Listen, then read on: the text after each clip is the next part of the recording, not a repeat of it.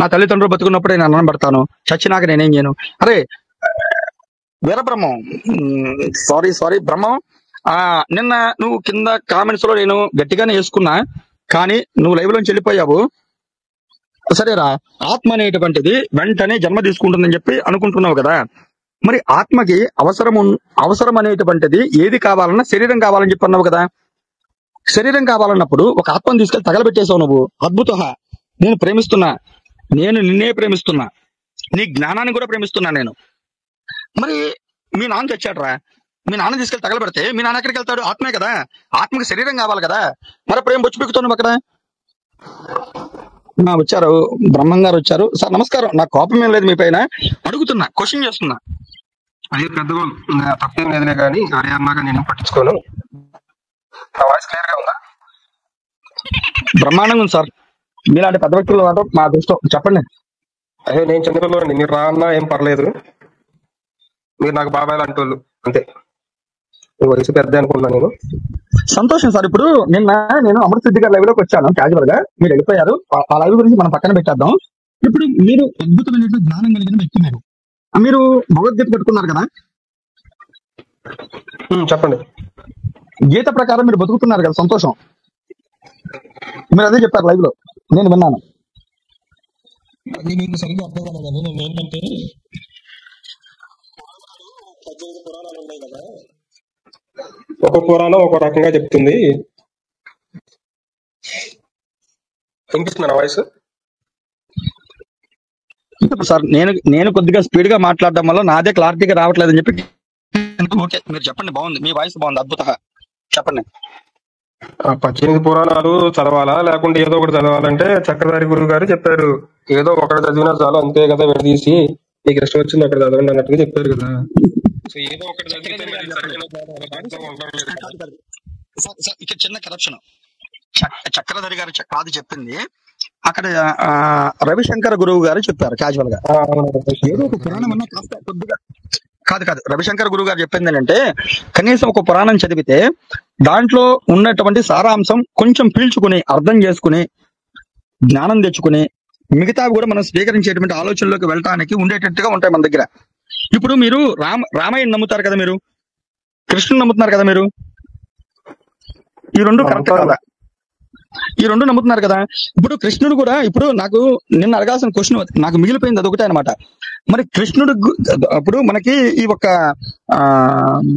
గీత తీసుకుంటే మరి అక్కడ కూడా కర్మకాండలు చేసినట్టుగా ఉంది కదా అని చెప్పని అడిగారు అక్కడ. ఫస్ట్ రామయ్య కూడా కర్మకాండలు చేశారు కదా తండ్రికి అని చెప్పి అడిగారు. రెండు, వాళ్ళ సంతృప్తి అంటే భగవంతుడు సంతృప్తి చెందడం కోసం ఇట్లాంటి కర్మలు చేస్తాడా, బాధ్యత కొద్ది చేస్తాడా? బాధ్యత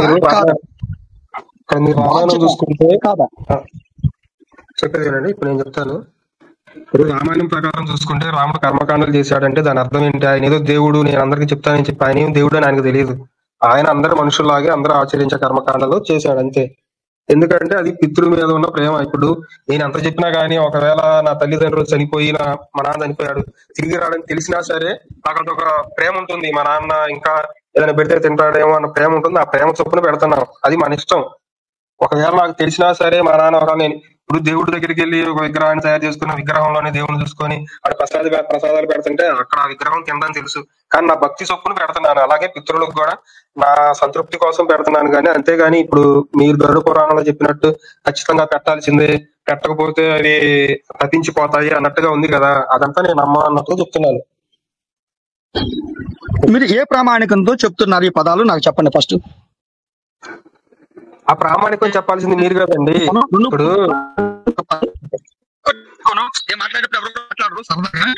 మీరు ఏ ప్రామాణికతో ఈ చెప్పండి. అసలు నాకు తెలియదు, మిమ్మల్ని అడుగుతున్నప్పుడు నేను ప్రామాణికం ఎలా చెప్తాను? మీరు చెప్తున్నారు కాబట్టి అవన్నీ ఉన్నాయి చెయ్యాలని, అది మీరు ప్రామాణికం చెప్పాలి. ఆ ప్రామాణికం కరెక్టా కాదా అన్నది రెండు రోజులు చెప్పినప్పుడు నువ్వు వినాలి. రెండు రోజులు ఎట్లా చెప్తున్నావు అని చెప్పి అడిగినప్పుడు సమాధానం చెప్పాలి. అది చేతనవ్వాలి సార్, అది చేత కాకుండా చెప్పండి. 4 అంటే ఎందుకు అని చెప్పి నేను ఖచ్చితంగా అడుగుతాను. ఆ 2 సార్లు 2 లేకపోతే 4 వస్తుంది చెప్పి కదా అని చెప్పి ఒక ప్రూఫ్ చూపిస్తారు. ఇప్పుడు అదే 2 రోజులు 6 అని చెప్పే కానీ నమ్మాలనుకోండి, ఎలా అంటే వాడు అంతే 2 రోజులు 6 నమ్మాల్సిందంటే నేను నమ్మను. నాకేంటంటే దానికి సంబంధించిన ఆనవాళ్ళు ఎంత చూపించాలి, ఆ ప్రూఫ్ కావాలి నాకు. సో కాబట్టి మీరు చెప్తున్నారంటే దానికి సంబంధించి ఏదో ఒకటి ఉండాలి, ఒక లాజిక్ ఉండాలి. ఆ లాజిక్ ఏంటని అడుగుతున్నా. సో చెప్పారు కదా పుస్తకాల్లో ఉంది కదా మీరు నమ్మాల్సిందే. వచ్చింది అసలు భగవద్గీత ఎవరు రాశారు చెప్పండి నాకు. అసలు మీ దగ్గర భగవద్గీత ఎట్లా వచ్చింది? భగవద్గీత ఎవరు రాశారు? ఎవరో రాశారని మనుషులే రాశారు. ఎవరు రాస్తారని మనుషులే రాస్తారు. అద్భుత, మీరు చెప్పింది కూడా మేము స్వీకరిస్తున్నాం. ఆ మనిషి రాసినటువంటిది అది ఒకటే ఉందా, మిగతా కూడా ఉన్నాయా? మీరు స్వీకరించిన మనిషి రాసిందే కదా, మరి మిగతా కూడా రాసిన మనుషులే కదా, మరి ఎందుకు మనుషులు రాసిన పుస్తకాలు మనుషులు రాసింది.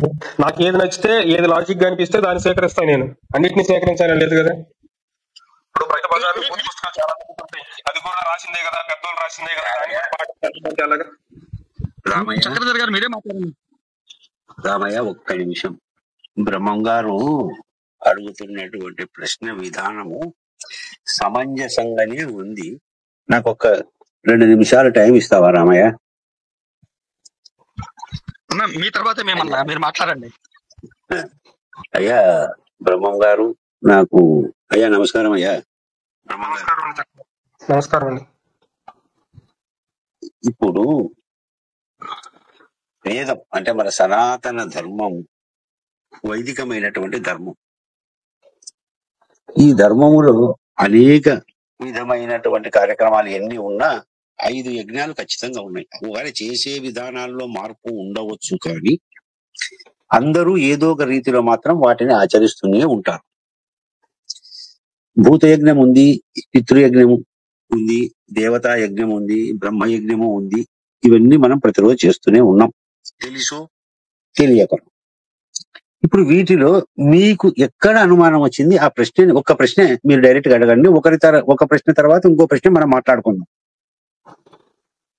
ఓకే, ఇప్పుడు నేనేంటంటే భగవద్గీత ప్రామాణికంగా తీసుకొని ఆత్మ అనేది ఏంటి, భగవద్గీత ప్రకారం చూసుకుంటే శరీరం లేకుండా ఆత్మకంటూ ఏ జ్ఞానేంద్రియం పనిచేయదు. అంటే శరీర అవయవాలను ఉపయోగించుకొని ఆత్మ అనేది ఏదైనా కానీ సంతృప్తి చెందుతుంది. ఇప్పుడు మరణించిన తర్వాత శరీరం ఇక్కడే ఉంటుంది కాబట్టి ఆత్మ మాత్రం వెళ్తుంది. ఇంకా ఆత్మ ఇంక ఇవన్నీ కోరుకుంటుందా? ఇప్పుడు చనిపోయి వెళ్ళిపోయిన తర్వాత ఆత్మ ఇప్పుడు ఆకలి ఉంటుంది, ఆత్మకు ఆకలి తప్పులు ఉంటాయా? అది నా అసలు మెయిన్ ప్రశ్న. ఒక్క నిమిషం, మీ ప్రశ్న అయిందా? కాదు, ఇప్పుడు నీ ఆత్మకి డప్పికలు లేవు, ఆకలి లేదు, కాబట్టి నీ ఆత్మ అనేటువంటిది నీ లోపల ఉంది కదా, దాన్ని తీసి అవతల పడే, దరిద్రం పోతుంది కదా మాకు కూడా.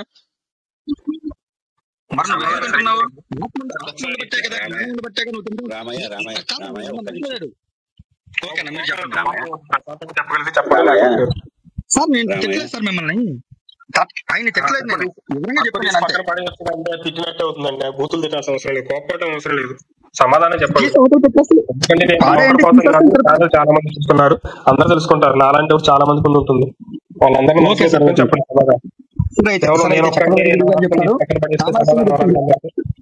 కాదు చక్రధర్ గురువు గారు చెప్తారు, సామరస్యంగా చెప్తారు, సాంప్రదాయబద్ధంగా చెప్తారు. మీరు వినండి, ప్రేమతో వినండి. ఆయన మంచి ఆలోచనతో క్లారిటీగా చెప్తారు. ఓకే సార్, నమస్కారం.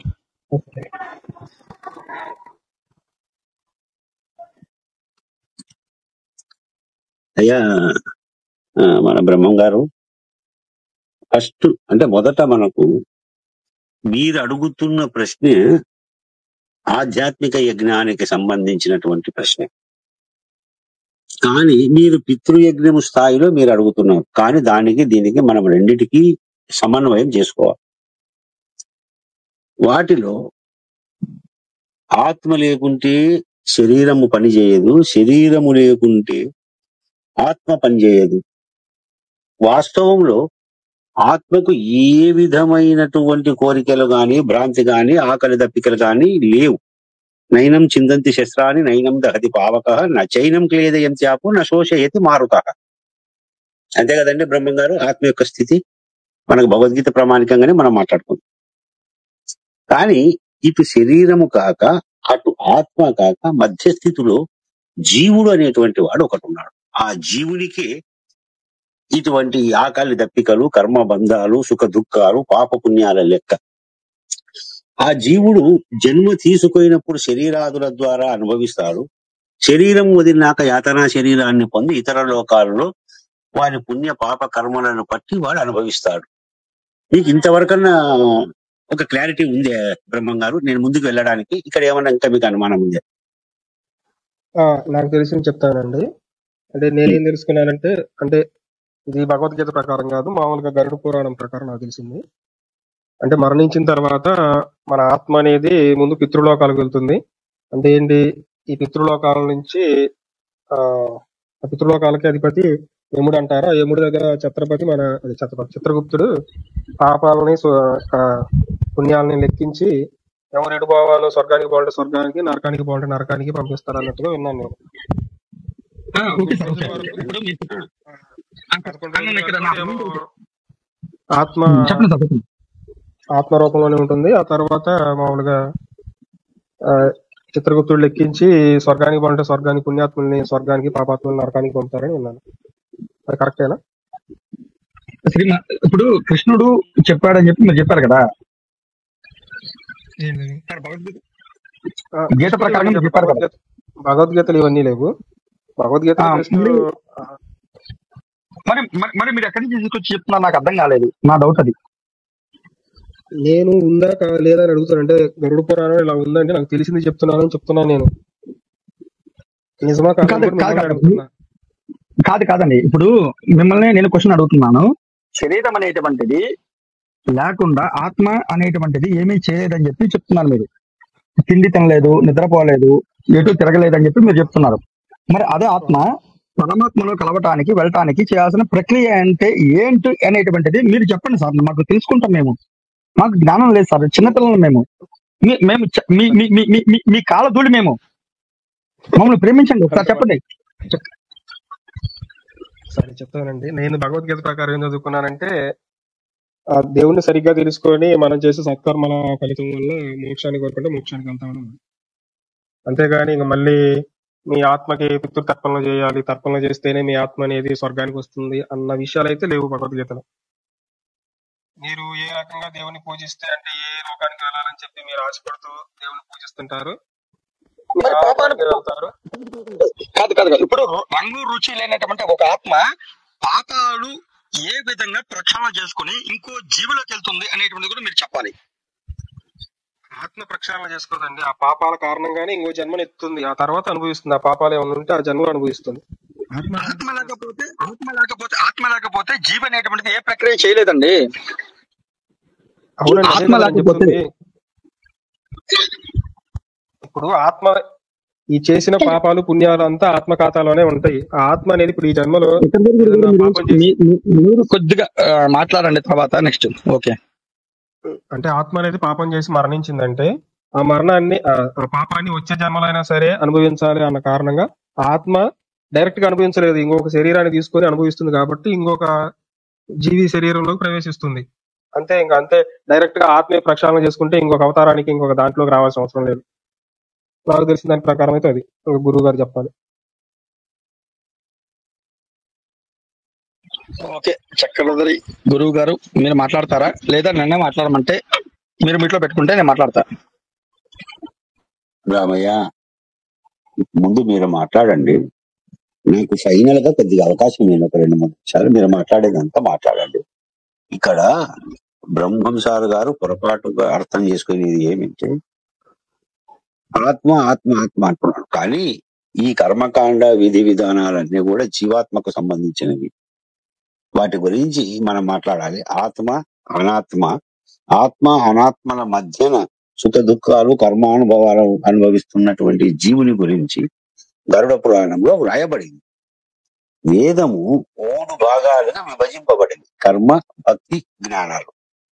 ఇప్పుడు కర్మ భాగము మనం తీసుకొని మాట్లాడుతున్నప్పుడు అతన్ని మనము నిలిచి కర్మకాండకు సంబంధించిన విషయాలు మనం మాట్లాడుకోయిన తర్వాత నీ ఉపాసనా మార్గం తర్వాత జ్ఞాన మార్గం, మోక్షం. అసలు ఆత్మగానే ఉండడమే మోక్షం. మరి కొత్తగా ఆత్మ ఇంకొక మోక్షాన్ని కోరడం ఏమి? మోక్షం అంటే ముక్తి. ముక్తి అంటే బంధముల నుంచి విడిపడము. అది కర్మలు కావచ్చు, శరీరాలు కావచ్చు, సంకల్పాలు కావచ్చు. మరి ఆత్మనే నువ్వు అనుకుని నువ్వు తెలుసుకున్నప్పుడు ఇంకా మోక్షం ఎందుకు అంటే నీకు ఇవన్నీ విడిపడాలి, వీటి నుంచి నువ్వు విడిపడాలి. ఇప్పుడు బంధముక్తుడు ఎవరినో ఒకరిని చెట్టుకు వేసి తాళ్లతో కట్టేసినారు, కట్టి వేసినప్పుడు వాడిని విడిపియడం, అబ్బా వాడు ముక్తుడైనాడు. ఇంకొకడు కారాగారంలో ఉంటాడు, ఆ కారాగారం నుంచి వాడిని విముక్తుడు, రోగముక్తుడు, రుణ విముక్తుడు. ఎందుకు? మనకు కర్మ విముక్తత్వం జరగాల. అంటే కర్మ ప్లస్ అజ్ఞానము ఈ రెండు పోవడమే మోక్షము, ముక్తి. ఆత్మకు ఎవరే ముక్తి ఇవ్వాల్సిన పని, ఆత్మగా ఉండడమే, ఆత్మను తెలుసుకొని అనుభవించడమే మోక్షం. మోక్షం అనేది సపరేట్ ఎక్కడ ఏమి లేదు, అది ఎక్కడో వేరే లోకంలో వేరే దేశంలో చిక్కేది కాదు. అవునవును. అంటే ఏంటంటే భగవద్గీత అనేది ఒక్క నిమిషం వినండి, ఒక్క నిమిషం బ్రహ్మం గారు, మీరు మాట్లాడేటప్పుడు నేను చాలా మౌనంగా ఉన్నా. మీరు భగవద్గీత అధ్యాయాలు అన్ని చదువుతున్నారు, సంతోషం. కింద స్వామి ఒక మాట అంటున్నాను, ఇది శ్రీమద్ భగవద్గీత సుపనిషత్సు బ్రహ్మ విద్యాయాం యోగ శాస్త్రే శ్రీకృష్ణార్జున సంవాదే. భగవద్గీత అనేది దాని స్థాయి గొప్పది, ఎందుకంటే ప్రస్థానత్రయములో అది మొదటగా నిలిచింది. భగవద్గీత, ఉపనిషత్తులు, బ్రహ్మసూత్రాలు కలిపితేనే ప్రస్థానత్రయం. అంతకు మించిన పరమ ప్రమాణం ఏది లేదు ఈ విశ్వములు, అండపిండ బ్రహ్మాండాల్లో కూడా ఎక్కడ లేదు. అందుకే ప్రస్థానత్రయము. అంటే ఇక్కడ మీరు ఒక్క విషయం మీకు సూత్రం చెప్తాను. పురాణ ప్రమాణములు అనుమానం వచ్చినప్పుడు ఇతిహాసములు మనం చూసుకోవాలి. మీరే అన్నారు ఇతిహాసములో, మరి రాముడు ఆ శ్రీరామచంద్రుల వారు అక్కడ నిర్వర్తించినారు విధి. శ్రీకృష్ణ పరమాత్మ ఈ రకంగా తాను చేసి ధర్మరాజుతోని కూడా పిండ ప్రదానాలు చేయించినాడు. ఇది మనకు మహాభారతంలో వస్తుంది. వాటికన్నా ఇంకా ప్రమాణం మనం ఏమి అంటే స్మృతులు, సంగీతాలు. స్మృతుల్లో కూడా అనుమానం వచ్చిందనుకో, వేదాన్ని తీయాలి. ఎందుకంటే వేదంలో విధి నిషేధాదులు ఉంటాయి. ఈ పని నువ్వు చెయ్యి, ఈ పని చేయకూడదు, ఈ పనిని ఈ రకంగా చెయ్యి అని శస్త్రారమతే ఇది శాసించి చెప్తుంది. ఒక వేదాల్లో కూడా అనుమానం వస్తాయండి. వేదాల్లో కూడా నీకు అనుమానం ఎందుకు అనుమానం వస్తుంది వేదాలు అంటే, దానికి మన శంకరాచార్యుల వారు, మన ముగ్గురు మతాచార్యుల వారు కూడా, మన ఆచార్యత్రయం, ఈ మహానుభావులు వేదాల్లో సంశయం ఎందుకు వస్తుంది నీకు అంటే, ఉన్న ఒకానొక పరబ్రహ్మం అనేక ప్రతిబింబాలుగా, అనేక రూపాలుగా దర్శనం అయినాడు. కాదు రాము ప్లీజ్ రాము, కన్క్లూజన్ చెప్పి రాము. నేను వెళ్ళిపోతాను ఉండు, ఒక్క నిమిషం. ఈ నానాతత్వం అంతా కూడా నీకు ఇంద్రుడని, వరుణుడని, ఇంత అంటే విశ్వము యొక్క ఈ సగుణ బ్రహ్మం, సగుణ సాకార బ్రహ్మము తానే నిర్గుణ పరబ్రహ్మమే సగుణ సాకార బ్రహ్మంగా అనేక రూపాలలో ఆయన ప్రతిబింబించినప్పుడు యథార్థం ఏమి అనేది నువ్వు తెలుసుకోవాల్సి వచ్చినప్పుడు జ్ఞాన మార్గం తీసుకోవాలి. అదే ఉపనిషత్తు మార్గం. ఇవి అందుకే వేదముల యొక్క శిఖలు ఇవి. అందుకే వేదాంతములు అన్నారు వీటిని. ఇక్కడ మీరు వేదాన్ని ఏ రకంగా మీరు ఏ రకంగా అర్థం చేసుకుంటారు? షడ్దర్శనాల సిద్ధాంతాలు మనకు తెలిసినప్పుడే ప్రత్యక్ష అనుమాన కారణ కర్తృత్వ ప్రమాణాలు తెలియాలి. సాంఖ్య యోగ న్యాయ వైశేషిక పూర్వమీమాంస ఉత్తర మీమాంస షడ్దర్శనాలు తెలియాలి. ఆరంభ పరిణామ వివర్తవాదాలు 3 తెలియాలి. తెలిసి ఉన్నప్పుడు వేదం మనకు అర్థమవుతుంది, వేద స్వరూపం అర్థమవుతుంది. ఒకటేసారి మనం వేదంలోకి దిగితే, అందుకే నిన్న అమృత సిద్ధి గారి యొక్క లైవ్ లో మధుకర్ గారు చాలా చక్కని మాట, యథార్థమైన మాట, సత్యమైనటువంటి మాట చెప్పినారు. ఎవరు? ఆయన పేరు మధుకర్ గారే కదా. మరి నాకన్నా వయసులో చిన్నవాడు ఉండొచ్చు, కానీ జ్ఞానంలో పెద్దవాడు అన్న అని చెప్పాలి. మధుకర్ అన్న గారు చక్కని మాట చెప్పినారు. అందుకే వేదముల జోలి మనం పోవాలి అని అంటే గురుముఖత. ఎందుకంటే దాన్ని చదవడానికి కొన్ని క్వాలిఫికేషన్. ఉపనిషత్తుల జోలి నువ్వు పోవాలంటే దానికి 4 ఉన్నాయి. అనుబంధ చతుష్టయము అంటారు దాన్ని. ఈ క్వాలిఫికేషన్స్ ఉన్నప్పుడే మనం ఆ కోర్సులోకి మనం పోగలం. లేదు అవి మా వల్ల కాదు అనుకోని అన్నప్పుడు మనకు సులభంగా కృష్ణస్వామి, ఆ కృష్ణ పరమాత్మ ఆయన అనుగ్రహం, వేదవ్యాసుల వారి యొక్క దయతో, లోకోపకారంతో మనకు భగవద్గీత గ్రంథం చిక్కింది. దీంట్లో కూడా 18 అధ్యాయాలు కర్మ, భక్తి, జ్ఞాన యోగాలుగా ఉన్నాయి. ఒకసారి ఆయన గురువై లోకానికి బోధించినాడు. ఉన్న తన స్థాయి పెంచి యోగీశ్వరేశ్వరుడై శ్రీకృష్ణ పరమాత్మ 6 అధ్యాయాలు చెప్పినాడు. ఇంకొక స్థాయి తానే పరమాత్మ పరబ్రహ్మమై చివరి 6 అధ్యాయాలు కూడా ఆయన చెప్పాల్సి వచ్చింది. ఇవి స్థాయి భేదాలను బట్టి ఉంటాయి మన బ్రహ్మం గారు. అందుకే నాలాంటి వాడు వేదం యొక్క వ్యాఖ్యానం చేయాలంటే నోరు రాదు. ఎందుకంటే ఆ అర్హత నాకు లేదు. కాకపోతే పెద్దల ద్వారా విన్నబడినటువంటి 4 మాటలు అయితే మీకు నేను తెలియజేయగలను. అనుమాన ప్రత్యక్ష ప్రమాణాలు మనకు తెలియాలి. దీనికి ఏం కావాలంటే యోగ దర్శనంలోకి మీరు రావాలి. ఫస్ట్ సాంఖ్య దర్శనం తెలియాలి. సాంఖ్య దర్శనంలో ప్రకృతి, ఈ ప్రకృతిలో ఈ దేహము, ఈ దేహములో ఇంద్రియాలు, ఇవి సాంఖ్యం. వీటిని ఏ రకంగా చేయాలి, శరీరం వదిలినాక ఏం జరుగుతుంది, యోగ దర్శనంలోకి రావాలి. నిజంగా జీవుడు నిజంగా ఆ లోకాలకు వెళ్తాడా, అప్పుడు మీకు ఈ సాంఖ్య యోగ దర్శనాలు ఈ 2 ఎప్పుడైతే మీకు తెలిసినాయో, మీకు కానీ నాకు కానీ మనందరికీ అనుకోండి, నేనేం తెలిసిన వాడిని కాదు, నేను కూడా గురువుల ద్వారా పెద్దల ద్వారా వినేదే. ఎప్పుడైతే ఈ 2 దర్శనాలు మనకు చాలా అవసరం, మీకే కాదు, సాంఖ్యం అనేది మన సనాతన ధర్మంలోనే కాదు యావత్ విశ్వానికి. సరే మనం నమ్ముతున్నాం కాబట్టి మన మీదకి దీన్ని ఆపాదించుకుందాం, తప్పు లేదు. ఖచ్చితంగా మొట్టమొదటిది ఇంటికి పునాది ఎట్లనో సాంఖ్య దర్శనం ఖచ్చితంగా కావాలి. సాంఖ్య దర్శనం తర్వాత యోగ దర్శనం. నీ మనసు అంతర్ముఖమై నువ్వు వెళ్ళిపోవాలంటే, నీలో నీవు శోధన చేసుకోవాలంటే యోగ దర్శనంలోకి నువ్వు రావాలి. అంటే నిన్ను నువ్వు వెతుక్కోవడం, ఇంకా బయట వెతుకులాడుకోవడం కాదు. కనుక మనకి ఇప్పుడు ఈ జీవుడు, ఈ దేహం కనపడుతుంది, జీవుడు కనపడడు. జీవుడు అదృశ్యమైపోయినా మన దగ్గర ఆత్మ ఉంది. జాగ్రత్తలో చూసిన అనుభవం వేరుగా ఉంది. స్వప్నంలో జీవుడు ప్రకాశించినాడు, సుషుప్తిలో ఏమీ లేదు. కానీ ఏమీ లేని స్థితి నుంచి మనల్ని తిరిగి జాగ్రత్త అవస్థకు పంపిస్తున్న చైతన్యమే మనలో ఆత్మ. అయితే ఆత్మ ఉంది అన్న పరోక్ష జ్ఞానం ఉంది, కానీ అపరోక్ష జ్ఞానం మన దగ్గర లేనందుకు ఇన్ని సంశయాలు. ఏమీ లేని శూన్య స్థితిలో అందరం పనుకుంటున్నాం. ఏమీ లేదందమ్మా, తిన్న ఆహారం జీర్ణమవుతుంది, మలమూత్రాదులు సపరేట్ అవుతున్నాయి, రక్తము పారాడుతుంది, తెలియకనే కదులుతున్నాము.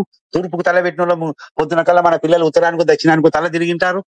కానీ మనకు గుర్తు లేకున్నా ఈ శరీరాన్ని మాత్రం పట్టి ఆడిస్తూనే ఉంది.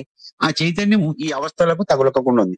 అది జాగ్రత్తగా తగలడంలే, స్వప్నానికి తగులుకోవడంలే, సుషుప్తికి కూడా తగులుకోవడం. ఈ 3 అవస్థలకు ఒకటి మనలో వేరుగా ఉంది.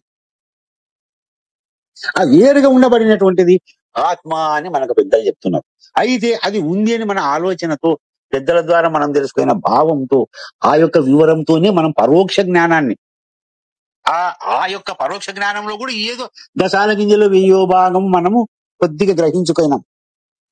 కానీ అపరోక్ష జ్ఞానము అంటే ఆత్మస్వరూపంలోనే, వారి యొక్క నిజస్వస్వరూపంలోనే నిలిచినటువంటి మహానుభావులైనటువంటి ఋషులు, మంత్ర ద్రష్టలు, వేద ద్రష్టలు, జ్ఞాన ద్రష్టలు, సిద్ధులైనటువంటి మహానుభావులు మనకు చెప్పినటువంటి ఈ విషయాలని మనం వింటున్నాం. అయితే వాటిని అర్థం చేసుకునేటువంటి స్థాయి మన దగ్గర లేదు అన్నప్పుడు మనము స్థాయిని బట్టి, ఒక్కొక్క దాన్ని బట్టి మనం వెళ్ళిపోతూ ఉండాలి, తెలుసుకోవాలి. ఇది మా అభిప్రాయం. ఒకవేళ దీంట్లో తప్పులుంటే కూడా సవరించుకుంటాం. రాము, మీరు మాట్లాడండి. ఇంకా మన బ్రహ్మం గారికి నచ్చినట్లు లేదేమో, మాది సరే, వారి ఇష్టం, ఏం చేయదు. మరి నాకు తెలిసినంత వరకు పెద్దల ద్వారా విన్నంత వరకు తెలియజేసినాను.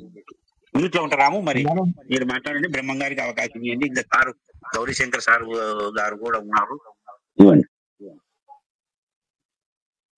ఓకే చక్రధారి గారు, అంటే ఇప్పుడు మీరేం చెప్తున్నారు, వేదాల గురించి అవి మనకు తెలియకపోతే గురువుని పెట్టుకొని నేర్చుకోవాలని చెప్తున్నారు, డౌట్ వస్తే.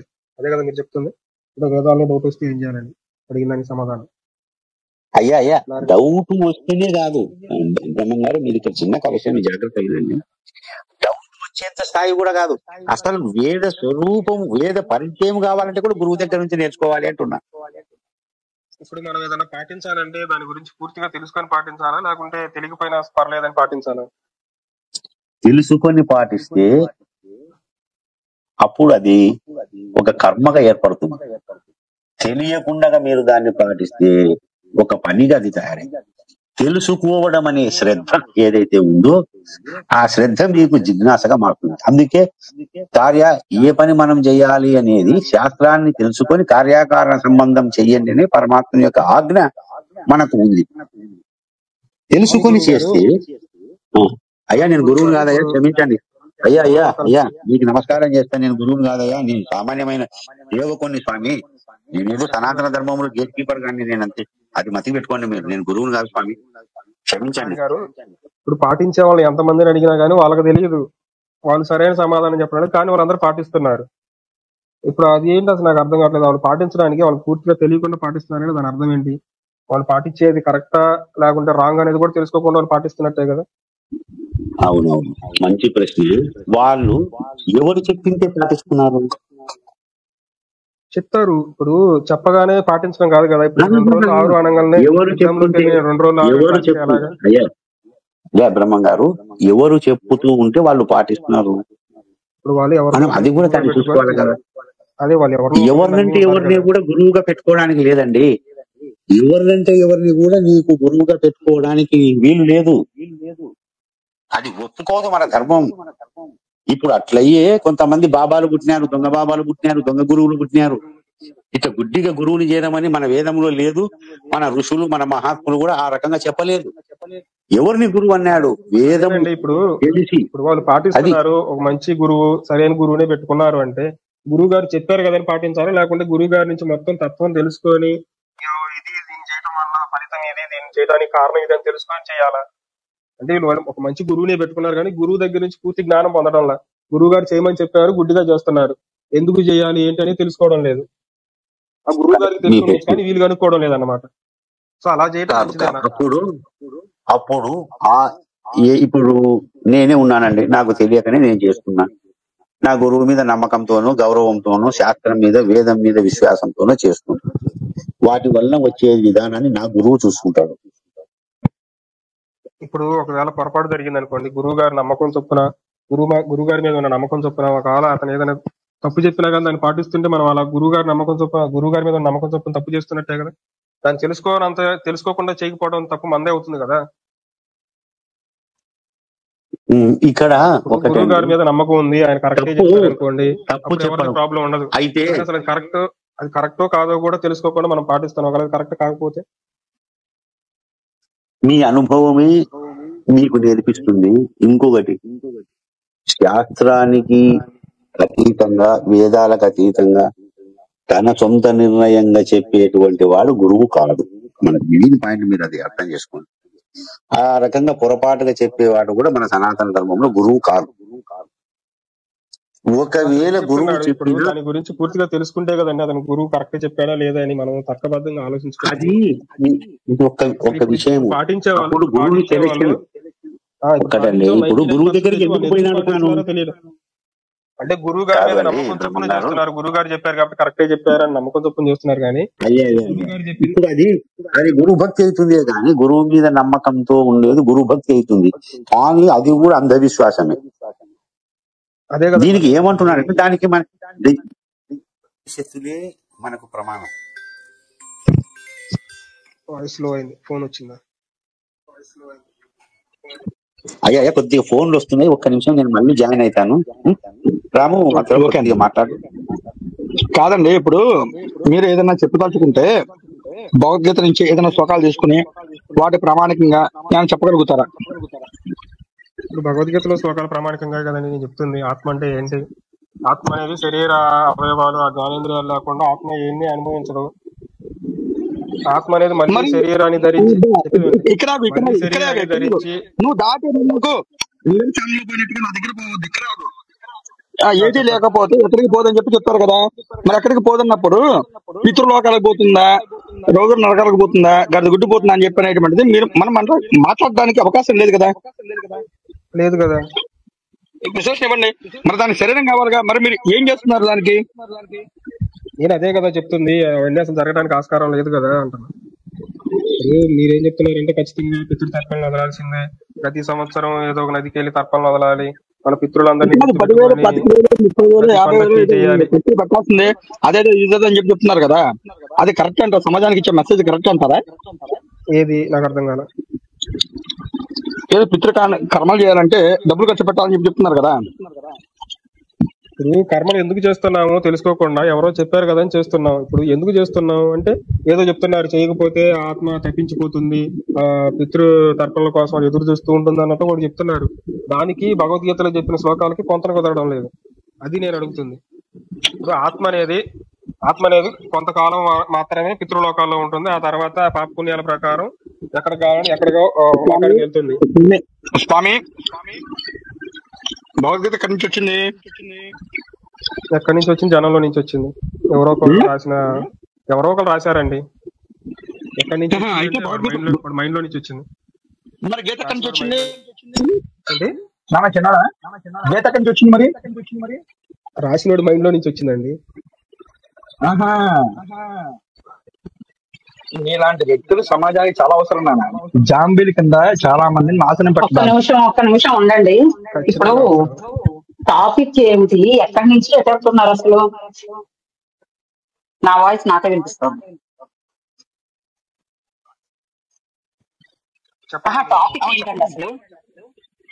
టాపిక్ ఏంటండి అసలు? సమాజంలో ఎలాగా వీరబ్రహ్మం గారు, ఒక నిమిషం, సమాజంలో ఎలాగా ఈవిడ వల్ల ఏమి నష్టం జరుగుతుంది, అది కదా టాపిక్. ఇక్కడ భగవద్గీత ఎక్కడి నుంచి వచ్చింది, దాని మహాభారతం గురించి ఎక్కడి నుంచి మాట్లాడడానికి వచ్చింది? రాలేదండి నేను.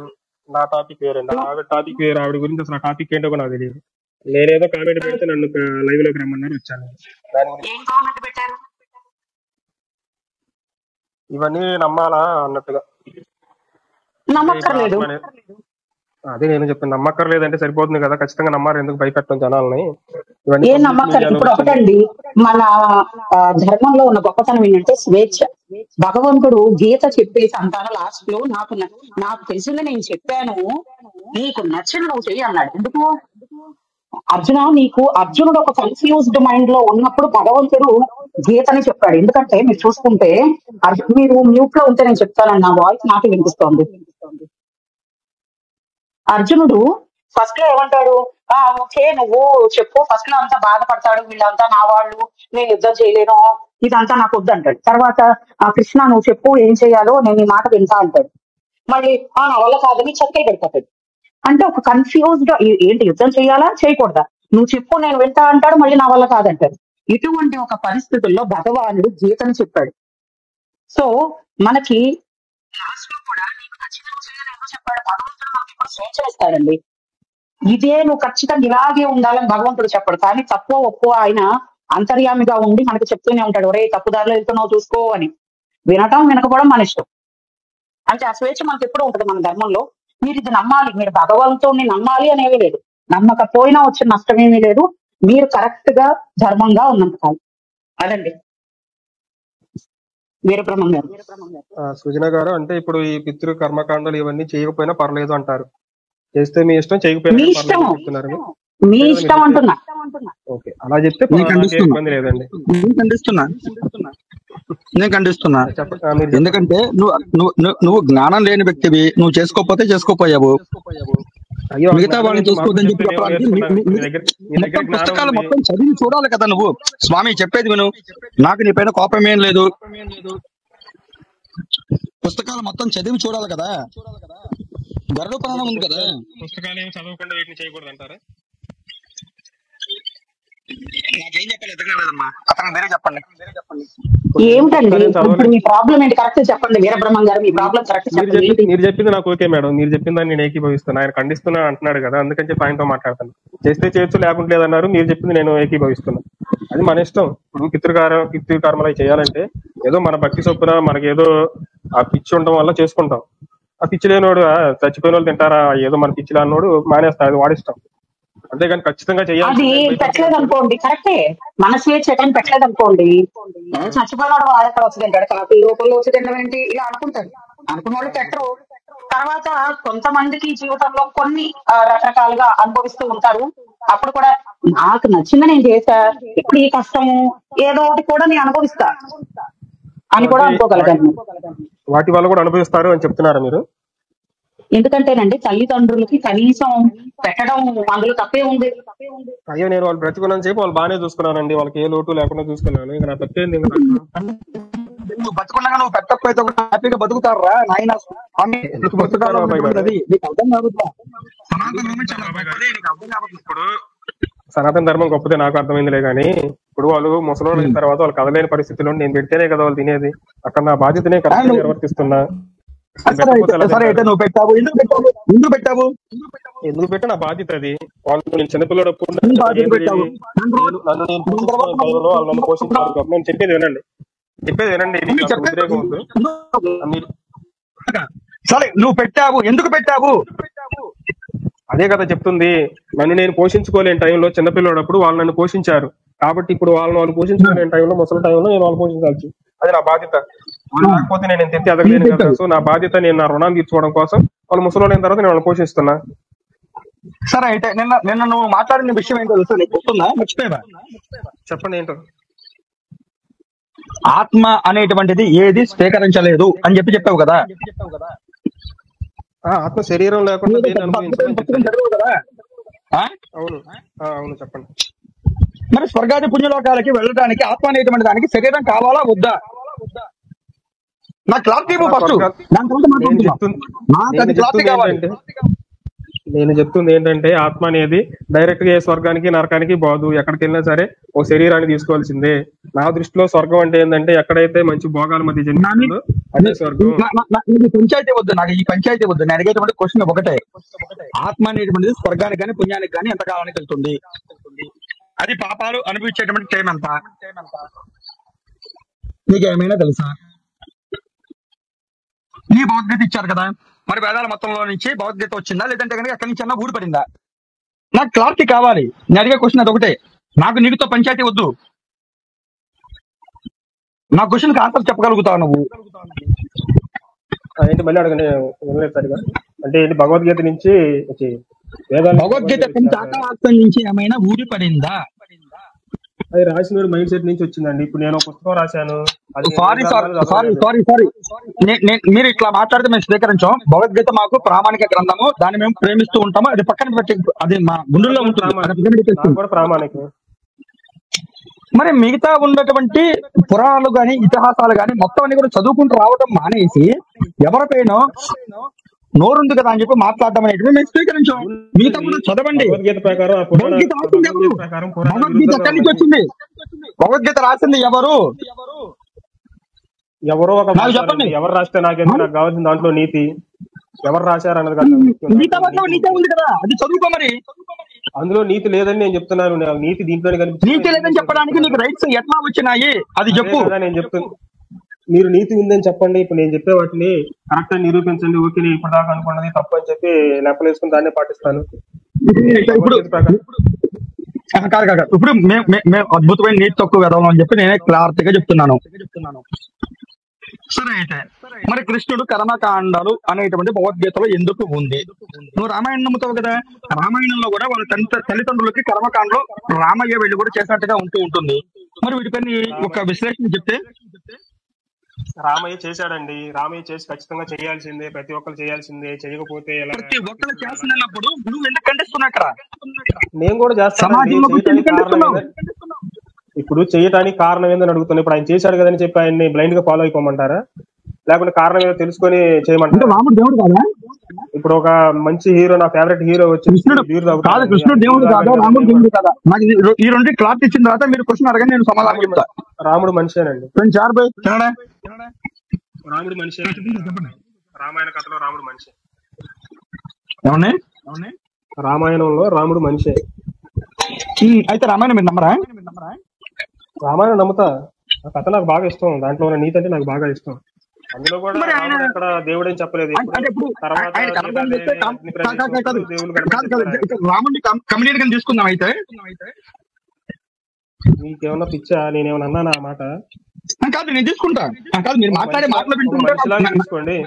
ఒక మనిషిలాగా మనిషి కింద తీసుకున్నా సార్ నేను. ఇప్పుడు మీ జ్ఞానాన్ని నేను మనిషి కింద తీసుకున్నా. ఆయన కమిడియన్ కింద తీసుకోమంటారా? కర్మకాండ చేస్తున్నందుకు కమిడియన్ కింద నన్ను తీసుకోమంటారా? లేదా మీకున్న జ్ఞానం రాముడి కంటే గొప్పదని చెప్పి తీసుకోమంటారా? రెండు కర్మకాండాలు చేస్తే చెప్పానా? కర్మకాండాలు చేస్తే కమిడియన్ నేను చెప్పానా?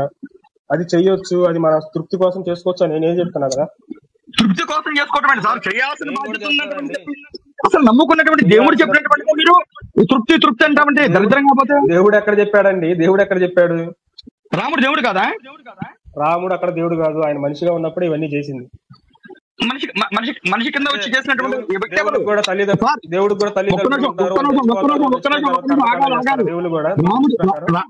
రాముడు దేవుడి కింద వచ్చాడు అని చెప్పి అనుకుంటారా? రాముడు ఒక మనిషి కింద వచ్చాడని చెప్పి మీరు అనుకుంటున్నారా? మనిషి కింద వచ్చాడు అనుకుంటాం. రాముడు దేవుడు కింద మనిషి కింద వచ్చి సమాజంలో మనిషి ఎట్లా బతకాలో నేర్పించడానికి వచ్చాడని చెప్పి మీరు నమ్మరా? రామాయణాన్ని మీరు నమ్మరా? రాముడు మనిషి ఎట్లా వచ్చాడు, ఒక తల్లిదండ్రులు ఎట్లా బతకాలని నేర్పించడానికి వచ్చాడు. అవును, ఒక మనిషిలాగే బ్రతికి నిరూపించాడు, అంతేగాని దేవుళ్ళ బ్రతకలేదు. ఆయన దేవుడు మనిషి కింద వచ్చి ఎట్లా బతకాలి నీకు నేర్పించాడు. బా నీకు ఎట్లా చెప్పాలి నాకు అర్థం కావట్లా. సదా గారు మీరు అనవసరంగా కోపం తెచ్చుకోబాకండి. కొత్తిమీర నోట్లో పడిందానా పొలం ఎడుతుంది నాలుగుతో గట్టిగా బయటికి లాగుతున్నప్పుడు నీతో మాట్లాడాలని స్థితికి వచ్చాను కాబట్టి మాట్లాడుతుంటాను. రామాయణం కరెక్ట్ గా తప్పుగా చదవండి. అనుకోమాక. రామాయణంలో రాముడు ఎక్కడ కూడా నేను దేవుణ్ణి నేను చేసింది పాటించనని చెప్పి ఎక్కడ చెప్పలేదు. రామాయణం మొదటి నుండి రామాయణం పాటించక్కర్లేదు.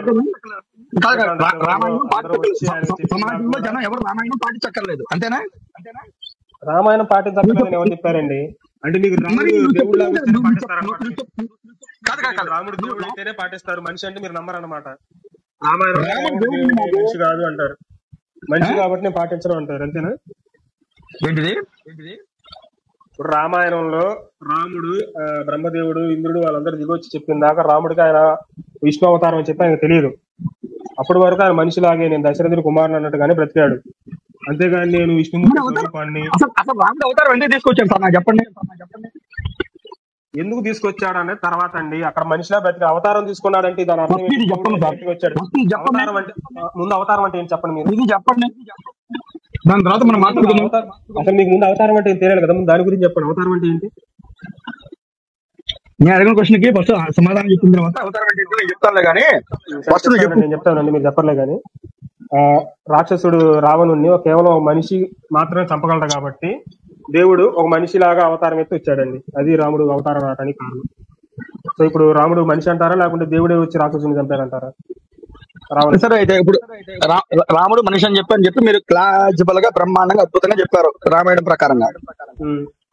మీరు కాదని ఎలా చెప్తారు?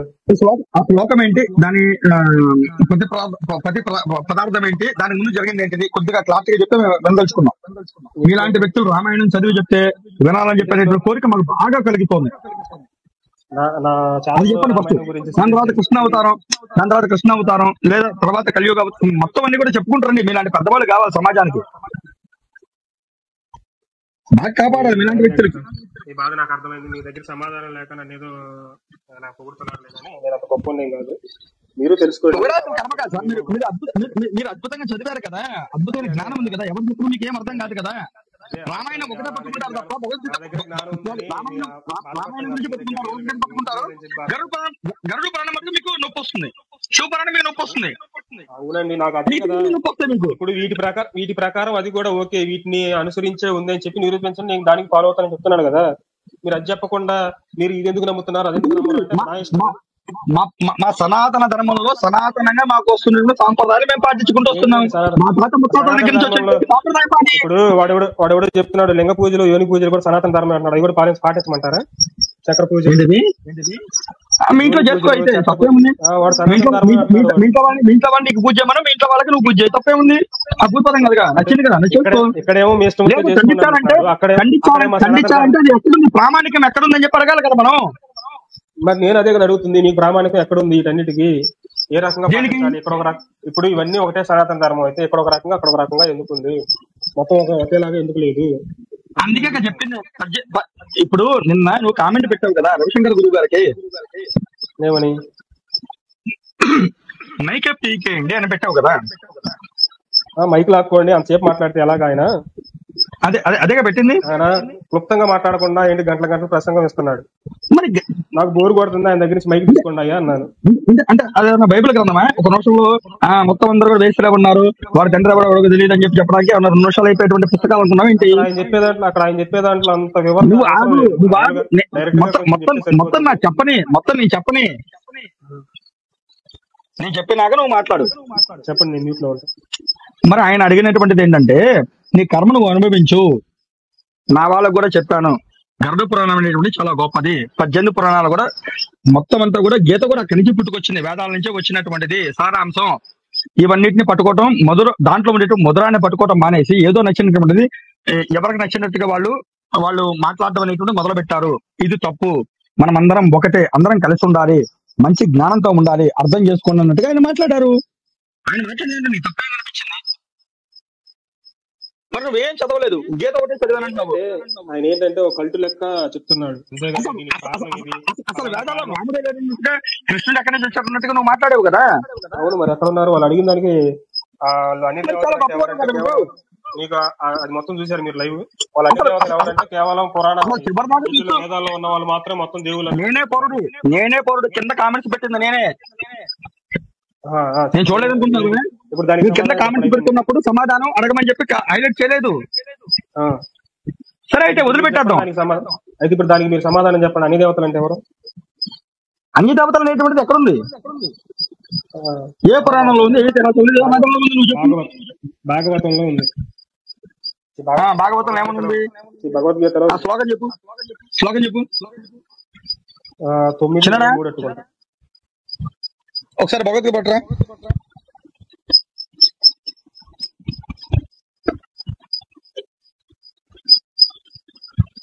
ఏమనుంది? సార్ 9:23 చూడండి. ఏముంది? చెప్పు.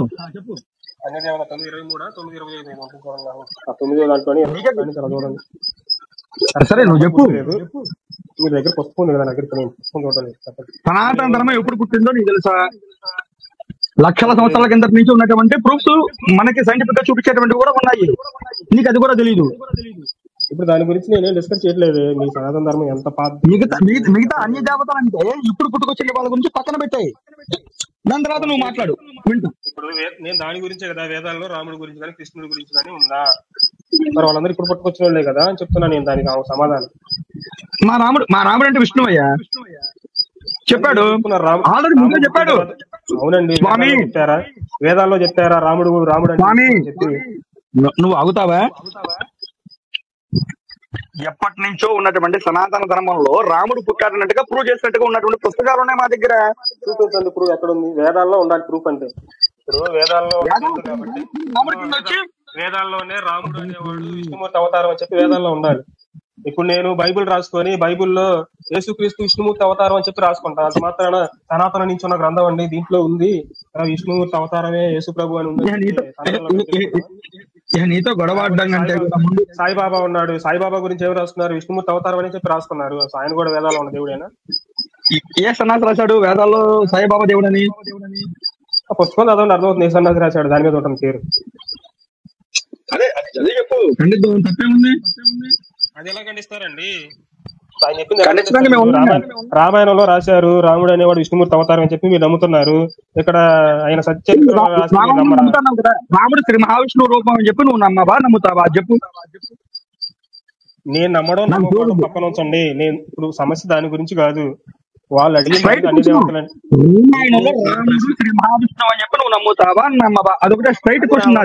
అది నా ఒక్క నమ్మకం మీద ఆధారపడి ఉంటుందండి. నేను నమ్మడం నమ్మకపోవడం ప్రూఫ్ అనేది మా పురాణాలు ఇప్పుడు వచ్చినవి కాదు కదా. నువ్వు నమ్మినా నమ్మకపోయినా మాకు ఎప్పటి నుంచి ఉన్నాయి, కూడా యేసు ప్రభు కూడా విష్ణుమూర్తి అవతారం నమ్ముతాను. రథం కార్చుకో, ఆయన కోసం ఎంత రథం కార్చాడు, ప్రార్థన చేసుకో. దాన్ని అయితే ఒప్పుకుంటున్నారు. ఎందుకని ఏంటి? ఇప్పుడు ఒకదాన్ని అయితే ఒప్పుకుంటున్నారు, ఒకదాన్ని ఒప్పుకోలేకపోతున్నారు. మీరు ఎందుకని? రెండిట్లో ఉంది కదా, రెండు చెప్తున్నా కదా. నేను నా నమ్మకం అడిగారు కదా. ఎప్పుడో ఉన్న సనాతన ధర్మం ఎక్కడ? నువ్వు పట్టుకొచ్చేటువంటి క్రిస్టియానిటీ ఎక్కడ? దీన్ని నేను ఎట్లా ఒప్పుకోను?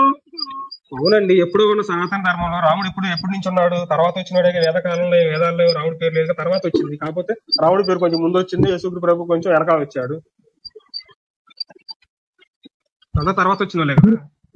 సరే అయితే యేసు ప్రభు, నేను కూడా నమ్ముతున్నా యేసు ప్రభు మంచి వ్యక్తి, అందరి పాపాల కోసం క్షమాపణ కోసం పుట్టాడు. కాబట్టి నేను ఇంటికి వచ్చి మీ ఇంట్లో మొత్తం చెప్పండి, నమ్మేసేయండి. ఇంకా ఆధారమే అవసరం లేదు, నమ్మేసుకుంటూ పోండి. నేనేంటంటే అలా నమ్మనండి, నాకు ఆధారం కావాలని అడుగుతున్నా. నేను చెప్పేది కూడా అదే. నేను రామాయణం గురించి ఇప్పుడు మీరు చెప్పేవాడు ఆధారాలు ఏంటి? మహావిష్ణువు గురించి చెప్పాను, రామాయణం గురించి నేను మాట్లాడుతూ వచ్చాను. కానీ మీరు ఖచ్చితంగా యేసుక్రీస్తు గురించి మీరు మాట్లాడుతున్నారు కదా. కాబట్టి నేను యేసు నమ్ముకుంటాను, ఇప్పుడు ఈ న్యూస్ లో నమ్ముకుంటాను. కాబట్టి మీ ఇంటికి వచ్చే సొంతం తెలిసిన యేసు ప్రభుని ఎప్పుడే నమ్ముకుంటే పరలోకం పోతారంటే నమ్ముతారా మీరు? అదేనండి నేను చెప్తుంది. మీరు చెప్పండి, ఈ పుస్తకాలు ఎక్కడ, ఆ పుస్తకం ఎక్కడ? ఇప్పుడు మీరు ఎలాగైనా సరే దాన్ని తప్పు పట్టలేక సరే నేను ఒప్పేసుకుంటా అన్నారు కానీ దాన్ని తప్పు పట్టడానికి అనేది మీ దగ్గర ప్రూఫ్ అనేది లేదు. అంటే మీరేంటి దాన్ని తప్పు పట్టలేక నేను దాన్ని అంగీకరిస్తా అంటున్నారు. అంటే రేపు ఇంకోటి ఎవడన్నా దేవుడు వచ్చి చెప్పినా కానీ ఓకే అని చెప్పి అంగీకరిస్తారు కానీ అంగీకరిస్తారా కానీ మీరు మీ దగ్గర ఆధారాలు బట్టి ఉండవు. అబ్బా ఒక నిమిషం ఆగు. యేసు లంజా కొడుకు మేరీ లంజా అనేటువంటి లైబుల్ చేస్తున్నటువంటివి మొత్తం బైబిల్ చదివి చెప్పినటువంటివి లైబుల్ మా దగ్గర ఉన్నాయి. నువ్వు ఫస్ట్ అవి చూడు, దాని తర్వాత నేను మీకన్నా ముందు నుంచే వాటి అన్నింటిని చూస్తూ అబ్జర్వ్ చేస్తూ ఉన్నాను. వాటి గురించి నాకు బాగానే తెలుసు. మరి మన సనాతన ధర్మంలో అలాంటి లైవ్ లో నేను కూడా పార్టిసిపేట్ చేసి మాట్లాడినవి ఉన్నాయి, మీరు ఏమైనా మాట్లాడుతున్నాయి డిబేట్ చేసినవి కూడా ఉన్నాయి. సో నన్ను తెలుసుకోండి అంటే నాకు అవన్నీ వాటి గురించి నాకు ముందే తెలుసు అని చెప్తున్నా. కాదు, మీరు నేను వాడు ఎవడు దరిద్రుడు క్రిస్టియానిటీ ఛానల్ లోకి వెళ్ళి ఎవరిని అడిగినా నా పేరు ఏటా వీరబ్రహ్మం అంటే.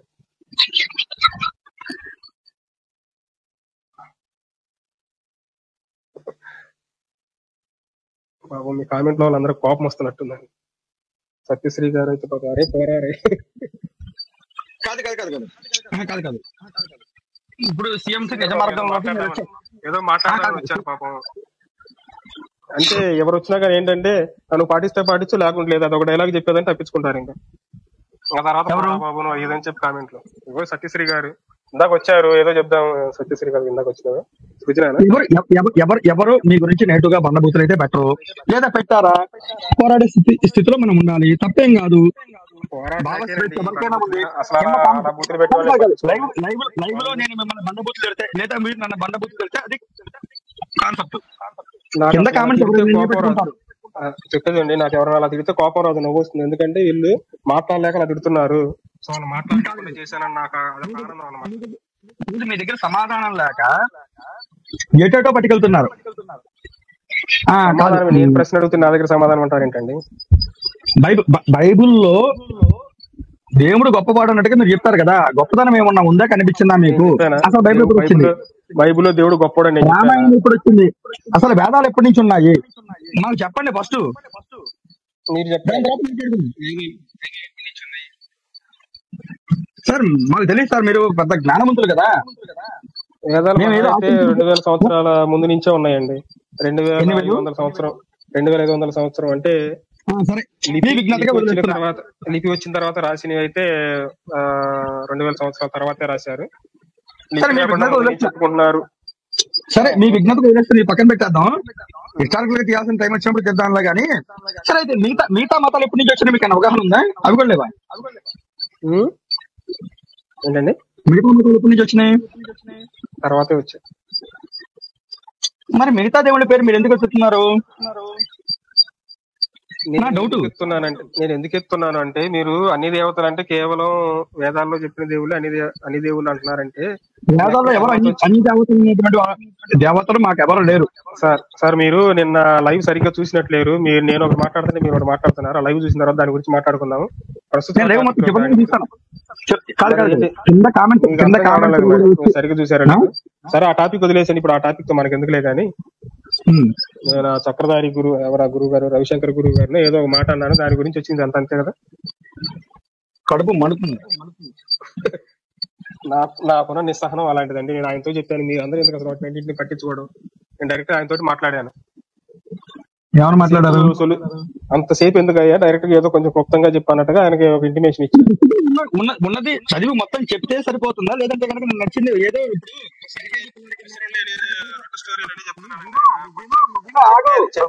చెప్తే సరిపోతుంది?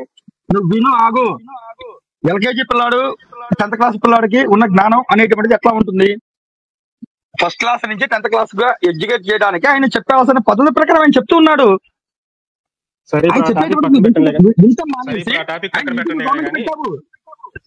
ఇప్పుడు దాని గురించి ఎందుకు, నేను ఆల్రెడీ దాని కూడా చెప్పాను ఆయనకి.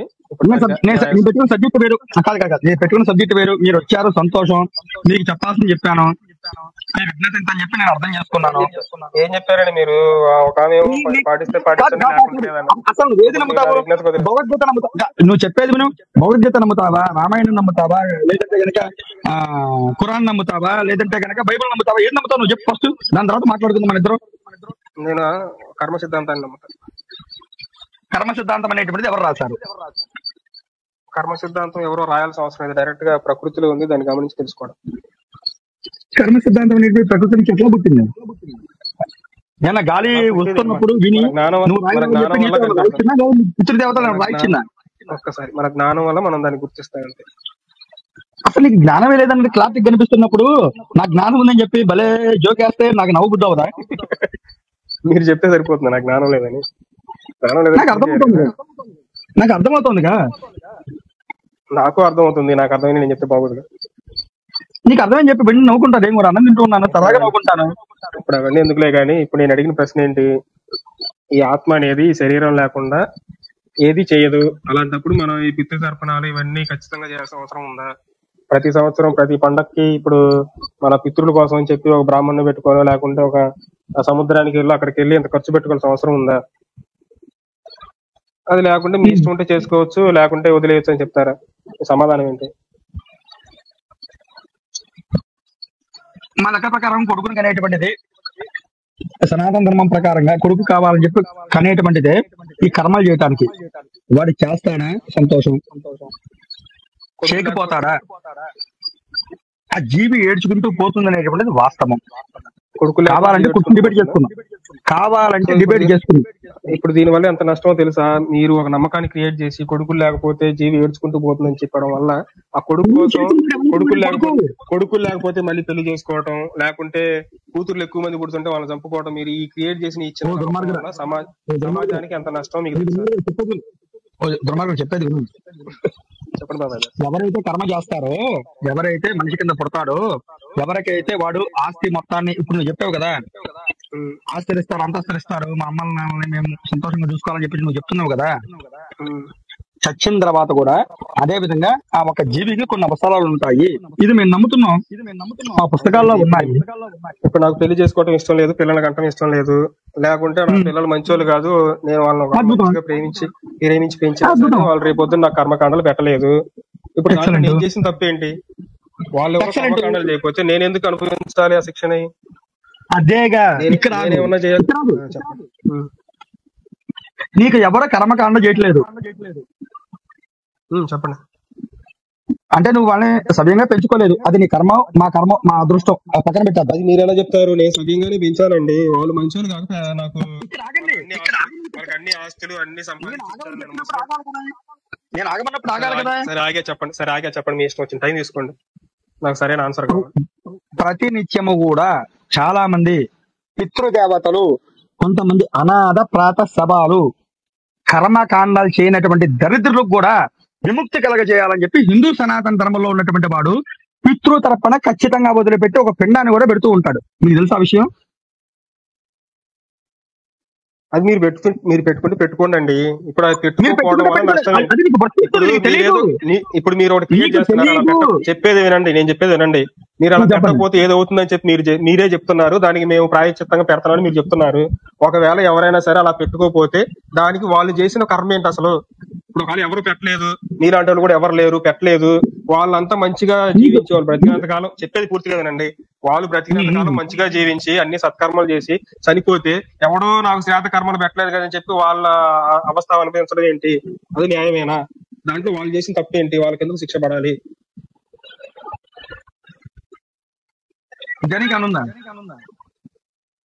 దాని నుంచి అడుగుతుంది అదే, దానికి చెప్పండి. అసలు నీ అమ్మగడుపు నువ్వు ఎందుకు పుట్టాలి? ఈ పాపాలను ఎందుకు చేయాలి? ఈ దరిద్రం అంతా మనకి ఎందుకు రావాలి? ఫస్ట్ క్వశ్చన్ ఆన్సర్ చెప్పు. భగవద్గీతలో ఏమైనా ఉందా? అది చెప్పు. అది కూడా మీరే మీకు అడిగింది సమాధానం చెప్పడం చేత కాక ఇంకోటి అడుగు. అడిగిన దానికి నువ్వు సమాధానం చెప్తే నేను క్వశ్చన్ చెప్తాను, క్వశ్చన్ ఆన్సర్ చెప్తాను. నేను అసలు నువ్వు ఎందుకు పుట్టావు? నేను ఎందుకు పుట్టి వాళ్ళు కన్నాను కాబట్టి పుట్టాను, వాళ్ళు కన్నారు కాబట్టి పుట్టాను, వాళ్ళ ఇష్టం కన్నారు పుట్టాను. అంటే ఇక్కడ మనం ఏ విధంగా తీసుకోవాలి? కన్నారంటే వాళ్ళకి నేను కనాలనేటువంటి కోరిక ఎట్లా కలిగిందంటావు? ఒక్క విషయాన్ని కూడా చక్కగా అద్భుతంగా రమ్యంగా గోష్ఠ్యంగా చాలా ఇదిగా చెప్తా చూడండి.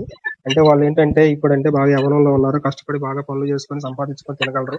రేపొద్దున ముసలి అయిన తర్వాత వాళ్ళని ఎవరో ఒకరు పోషించే వాళ్ళు లేకపోతే వాళ్ళు నానా అవస్థలు పడతారు. కాబట్టి ఎవరినో ఒకరిని పిల్లల కంటే రేపొద్దున వాళ్ళు నాకు ఏదన్నా పోషించి నాకు ఏదైనా చూసుకున్నారన్న ధైర్యంతో పిల్లలకి అంటున్నారండి. అసలు అయితే మీ అమ్మ నాన్న ఎందుకు పుట్టారు? అసలు మీ అమ్మ నాన్న కూడా ఎందుకు పుట్టారు చెప్పు నాకు ఫస్ట్. వాళ్ళ అమ్మ నాన్నలు అన్నారు కాబట్టి. వాళ్ళ అమ్మ నాన్నకి ఏం పట్టింది? దాని తర్వాత పైకి వెళ్తే ఉంటే ఏం కనిపిస్తావు చూడు. ఎవరైనా అంతేనండి, పోషించడానికి మొత్తం చూడు. పురాణాలు అవన్నీ తీసుకుంటురా, వాటిని బట్టి నువ్వు మాట్లాడు. నోరుంది కదా అని చెప్పి మాట్లాడితే కరెక్ట్ కాదు. తరతరాల్లో ఉన్నటువంటి పితృదేవతలకి విముక్తి కలగజేయడానికి లేదా? నా దగ్గర నాకు వేరే పని చెప్పండి, మీరు సమాధానం చెప్పగలరా లేదా? దేనికోసం? ఏదైనా పిచ్చి పిచ్చి ప్రశ్నలు అడుగుతున్నారు కానీ ఇప్పుడు ఎవరిపోతే ఇప్పుడు నేను బ్రతికినంత కాలం ఎవరికి ఏ ద్రోహం చేయకుండా బ్రతికానండి. నా పిల్లలు కూడా వాళ్ళకి కావాల్సినవి సమకూర్చి పెట్టి వాళ్ళని బాగా చూసుకొని వాళ్ళకి ఇవ్వాల్సినవి ఇచ్చాను. నేను మంచిగానే చనిపోయాను, అంతా నేను చేయాల్సిందో చేశాను. నేను ఏదో ఒక లోకానికి వెళ్ళాను, పితృలోకం అన్నారు కదా మీరు, ఆ లోకానికి వెళ్ళాను. ఇప్పుడు నేను చేయాల్సిందంతా చేశాను. ఎప్పుడో నాకేమో వాళ్ళు ఏదో తెలియకో లేకుంటే వాళ్ళు తిప్పడం వాళ్ళు అయ్యో వాళ్ళకి చేత లేక వాళ్ళకి ఇష్టం లేకుండా అదే ప్రేమ లేక వాళ్ళు తప్పనాలు వదలలేదు. దానికి నేను ఎలా బాధ్యత అవుతాను?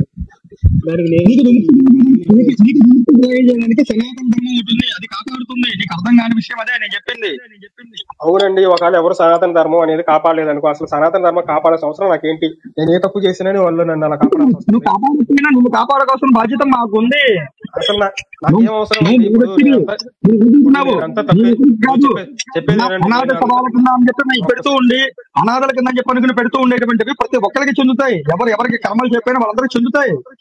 మీరు చెప్పేది బాగానే ఉందండి, అనాథాశారం కావాలని చెప్పి పెడుతున్నారు. అలా పెట్టాల్సిన అవసరం ఇప్పుడు ఏ తప్పు చేయనోడు వాడిని జైలు వేయటం ఎందుకు, బెయిల్ ఇయటం ఎందుకు? వాడికి అయ్యో ఎవరైనా సరే నేను బెయిల్ ఇయటానికి ఉన్నాను అంటే ఎలాగండి? అసలు వాడు వాడికి బెయిల్ ఇచ్చే కర్మ ఏంది వాడికి? బెయిల్ ఇకపోయాక వాడు మామూలు మంచివాడే. ఇంకా అంటే బెయిల్ ఇయటం వల్ల వాడిని ఒక రకంగా చిత్రీకరిస్తున్నట్టు వాడు ఒక ఇదిలాగా. అసలు వాడికి మీరు పోయి వాడిని కాపాడాల్సిన అవసరం ఏముంది? ఇప్పుడు మీరు ఏదో మీ సనాతన ధర్మం అలా పిండ తర్పణలు చేయని వాళ్ళకి కూడా మేము చేస్తాను అంటున్నాం. అసలు అవసరం ఏముంది? వాడు ఏం తప్పు చేశాడని చెప్పి వాడిని కాపాడు. వాడు ఏదైనా ఊబిలో ఎరకపోయి నేను చేయలాగుతున్నా అనుకోవచ్చు. వాడు అసలు ఏం తప్పు చేయలేదు. ఒక జోకునే మొత్తం లైఫ్ లాంగ్ కంటిన్యూ చేద్దామని చెప్పి అనుకుంటున్నారా? నాకు అర్థం కావట్లేదు. అది మీరు చేస్తున్నారు, నేను కాదు. బయటకు అయిన తర్వాత దానికి శరీరం లేకపోతే ఏం చేయలేదు అని చెప్పి మీరు చెప్పారు క్లారిటీగా. అదే విధంగా రాముని నమ్ముకున్నారు, కృష్ణుని నమ్ముకున్నారు మీరు. వాళ్ళు కూడా పితృ తరపున అవన్నీ వదిలిపెట్టి కార్యక్రమాలు చేసుకున్నారని చెప్పి కూడా మీరే చెప్తున్నారు. చేశారు, కానీ మీ వాళ్ళకి ఇప్పుడు వాళ్ళు చేసి నేను చేయలేనండి, అది వాళ్ళ ఇష్టం. ఇప్పుడు శ్రీకృష్ణుడు రాసలీలలు చేశాడు.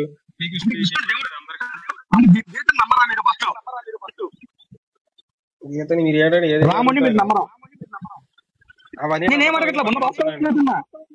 ఏంటిది అది? నేను కథలు వాటిని కథలా నమ్ముతాను కానీ నిజంగా నేను నమ్మను. అంటే రాముని నమ్మరు, కృష్ణుని నమ్మరు మీరు, అంతేనా? జస్ట్ కథలు అంతే. రాముడు కృష్ణుడు అని పేరు కథలు రాశారు అంతే. కొన్ని కథలు ఎవరు రాసింది? ఎవరో రాశారు. సరే అయితే ఫస్ట్ వెళ్ళి వాళ్ళ పేరు కూడా తెలుసుకోండి. వాళ్ళ పేరుతో నాకు అవసరం, కథ బాగుంది కదా, దాని తర్వాత మనం మాట్లాడుకుందాం. అంతేగా మీరు మరి దీని గురించి సమాధానం చెప్పండి. నేనే నలుగురు చేశాను, నన్ను ఎవరు బ్రెయిన్ వాష్ చేయరు, నేను నలుగురు చేస్తుంటాను. మీరు నాకు చెప్తే చాలు, సమాధానం చెప్పాల్సింది నాకే. ఈ తిక్క గీత చెప్పండి సార్, అసలు భగవద్గీత ఎవరు రాస్తే నాకు ఎందుకంటే? ఎవరో రాశారు, ఇప్పుడు దానికి దీనికి ఏంటి సంబంధం? ఎవరో రాయటం ఏంటి? ఆ రాసిన వ్యక్తి ఎవరో తెలియకుండా దాన్ని నమ్ముకోవడం ఏంటి? ఎవరు రాశారో తెలిస్తే కానీ దాన్ని చదవకూడదా? దాంట్లో మంచి ఉంటే ఎవరు రాశారు. ఇప్పుడు డైరెక్టర్ ఎవరో తెలుసుకొని సినిమాని హిట్ చేస్తారేంటి? సినిమా స్టోరీ బాగుంటే చూస్తాం, ఆ తర్వాత డైరెక్టర్ ఎవరనేది తెలుసుకుంటాం. డైరెక్టర్ తెలిసి తెలుసుకుంటాం, లేకుంటే మాకు కావాల్సింది సినిమా స్టోరీ బాగుంది కాబట్టి సినిమా చూస్తాం అంతే. డైరెక్టర్తో ఏం సంబంధం? మీలాంటి జ్ఞానం కలిగిన వ్యక్తులు మా బావరి కప్ప దగ్గరికి వెళ్ళి ఇంకా ఎక్కువ జ్ఞానం తెచ్చుకుని సమాజాన్ని పాడు చేయాలని చెప్పి వాళ్ళకి ఇష్టం, కానీ మీరు సమాధానం చెప్పలేదు, కోరుకోకుండా. సో దీని వల్ల చెప్పేటువంటిది ఒకటి ఏంటంటే సమాజంలో నేను చెప్తాను అన్న సార్ చెప్పండి, మీరు చెప్పండి.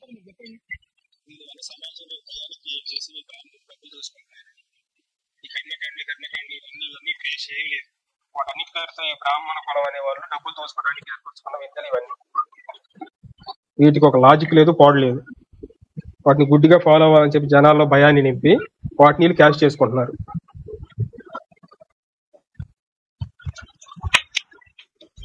నేను కూడా మాట్లాడొచ్చాను ఇప్పుడు. మాట్లాడండి. ఇట్లాంటి పాలతు ముండా కొడుకులు వచ్చి ఎటువంటి జ్ఞానం లేకుండా వేదాలు తెలియవు, పురాణాలు తెలియవు, ఏ గాది గుడ్డు తెలియదు, నోటుకు వచ్చేందుకు పిచ్చి పవరు బాగుతారు. వీళ్ళకి చెప్పేటువంటి సన్నాసి డగ్ కప్పకు కూడా ఏమీ తెలియదు. ఎవరు లేవు పెడితే మటుకు ఐసా పైసా ఇట్లా 5 పైసలు పెట్టేసి లైవ్ లోకి పంపిస్తూ ఉంటుంది. ఇది నేను చెప్పదలుచుకుంది లాస్ట్ మాట. సార్ ఇప్పుడు స్పందించండి, మళ్ళీ స్పందిస్తాను. నేను తగ్గను. మీరు అనుకోవటం నేను ఎవరో బావురి కప్ప చెప్తే ఇక్కడికి వచ్చాను అది ఇదని చెప్పి మీరు అనుకోవటమే కానీ ఆ బావురి కప్పకి నాకు ఏ సంబంధం లేదు. నేను ఇండివిజువల్, అర్థమైందా? ఆ బావురి కప్పను కూడా నేను చాలా సార్లు తిట్టిన సందర్భాలు ఉన్నాయి. మీరు అనవసరం ఏదో ఊహించుకోవచ్చు కథలు. ఏదో ఊహించుకోవడం కాదు, అసలు భగవద్గీత ఎక్కడి నుంచి వచ్చింది అనేటువంటిది మీకు తెలియదు. భగవద్గీత ఎక్కడి ఇలాంటి నుంచి వాళ్ళతో వచ్చేదండి? మా పక్క బాబు వేదాలు ఎక్కడి నుంచి వచ్చాయి? వేదాలు ఎక్కడి నుంచి వచ్చాయి? మరి నీకు జ్ఞానం ఉంది కదా, చెప్పు విన్నాం. నా క్వశ్చన్ అదే కదా, మీకుంది నీకు కదా. నాకు లేదు, మీకుందిగా చెప్పండి. పదం, క్రమం, జట, ఘనాపాటి, వేదాలు, వీటి అర్థాలు ఇవన్నీ ఎక్కడి నుంచి పుట్టుకొచ్చినాయి? నీకేమో తెలుసా? నాకు తెలియదు, చెప్పు, సమాధానం చెప్పు. నాకు తెలియదు. మరి ఏమీ తెలియకుండా నువ్వు వచ్చి మా సనాతన ధర్మాన్ని పైన బురద హాస్యాస్పదం. నేను మిమ్మల్ని ప్రశ్న అడిగి మీరు చెప్పలేకపోతేనే నేను కంక్లూజన్ ఇస్తున్నా, అర్థమైంది? అదే మీరు సమాధానం చెప్పారనుకో నేను ఆ మాట అన్నాను.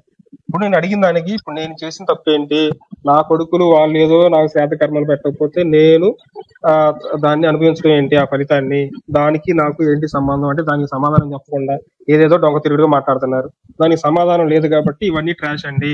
అంటే ఎందుకంటే ఇంతవరకు ఎవరు సమాధానం చెప్పలేదు, దానికి పూర్తి వివరం తెలుసుకోకుండా పాటించడం తప్పు కాబట్టి ఇదంతా ట్రాష్, వీటన్ని నమ్మకూడదు, వీటన్నిటి వల్ల పూర్తిగా తెలుసుకోకుండా బ్రాహ్మణులకు డబ్బులు పోయటమే తప్ప దీంట్లో మనకు వచ్చిన లాభం అంటూ ఏమీ లేదు అని చెప్తున్నా నేను. మీరు ఇది కాదండి దీనికి కారణం ఉంది ఇది అని చెప్పి నిరూపించారనుకో, అప్పుడు నేను మీ దాన్ని నమ్ముతాను. అప్పుడు వరకు నేను నమ్మను, ఎందుకంటే నాకు పూర్తిగా తెలియదు. పూర్తిగా తెలిసేలాగా మీరు చెప్పలేకపోతున్నారు. నువ్వు జ్ఞానం కలిగిన వ్యక్తి కదా. బ్రాహ్మణులందరూ డబ్బులు తినడానికి నువ్వు ఒక నింద కాదు 1000 నిందలే. బ్రాహ్మణులు డబ్బులు తినడానికి ఇది రాసి పెట్టుకున్నటువంటి గ్రంథం అనేటువంటిది ఎవరు రాసి పెట్టినటువంటి గ్రంథాన్ని తీసుకొచ్చి వీళ్ళందరూ బతుకుతున్నారు. అది కూడా ఒక గ్రంథంలో రాస్తారా? బ్రాహ్మణులు డబ్బులు సంపాదించుకోవడానికి రాశారని చెప్పి గ్రంథంలో రాస్తారా? ఇది మాట్లాడుతున్నావు కదా. చెప్పేది ఎవరండి, ఒకడు హత్య చేస్తూ దొరికాడు, హత్య చేస్తూ దొరికిన తర్వాత వాడే హత్య చేశాడని చెప్పి ఏ గ్రంథంలో ఉంది, ఏ గ్రంథంలో రాసింది అని అడుగుతున్నట్టుంది మీరు. ఆల్రెడీ కళ్ళ ముందు కనిపిస్తుంది కదండి వాళ్ళు బ్రాహ్మణులు దోసుకుంటున్నట్టు. మళ్ళీ దాన్ని ఒక గ్రంథంలో రాసిండేది ఏంది? బ్రాహ్మణులు ఎంతమంది ఎన్ని కోట్ల రూపాయలు దోచుకుని దాచిపెట్టుకున్నారనేటువంటి నువ్వు చెప్పు ఫస్ట్. ఎంతైనా దోచుకొని రూపాయినా కానీ ఎందుకు పోవాలి? మరి పాస్టర్లు ముల్లాలు వీళ్ళందరికీ కూడా గవర్నమెంట్ నుంచి డబ్బులు పెడుతున్నప్పుడు నీ కళ్ళల్లో నేనేమన్నా వాళ్ళు మంచోళ్ళు అంటున్నాను ఏంది? వాళ్ళు కూడా దొంగనాయాలే. దొంగనాయాలు కాదు, వీళ్ళకన్నా మించిన వాళ్ళు. నువ్వు ఒక టాపిక్ పైన నిలబడకుండా ఎటు పడితే లాక్కుపోవడానికి బాగా టెంప్ట్ అయ్యాను. నేను ఒకటే టాపిక్ మీద ఉన్నా, మీరేందంటే నీకు ఆత్మ అనేటువంటిది లేకుండా నిన్ను తీసుకెళ్లి వేరే భగవంతుడు ఎవరైనా వేరే ఆత్మలు ఎట్లా పెడతారు నాకు చెప్పు. అది ఏ పుస్తకంలో రాసి పెట్టుంది? ఏ వేదంలో ఉంది?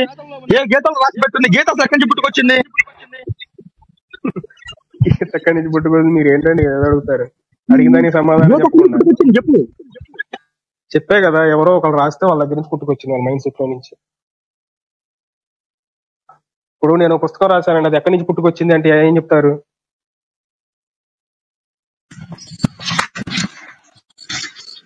నువ్వు ఒక పుస్తకం కాదు 100 పుస్తకాలు రాసు.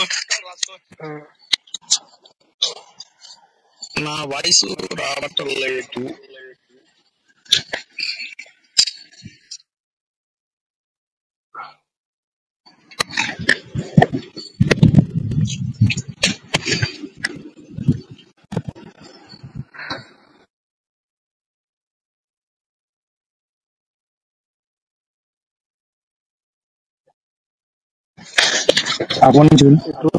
ఈ ట్రూత్ గారు ఎవరో బలి మాట్లాడుతున్నారండి.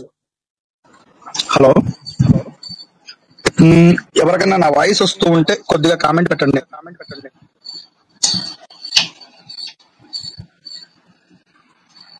ఆ ట్రూత్ గారు నేనేం చెప్తున్నానంటే, పాస్టర్లు ముల్లాలు వాళ్ళు మంచిదని నేను చెప్పడం లేదు. సరే, నాకైతే ఎవరు కామెంట్ పెట్టట్లేదు. నెక్స్ట్ తెలుసుకోండి, అంతే, ఏం లేదు. అనవసరంగా మీరు ఈ బ్రహ్మం గారి వాయిస్ కూడా వినిపించట్లేదు.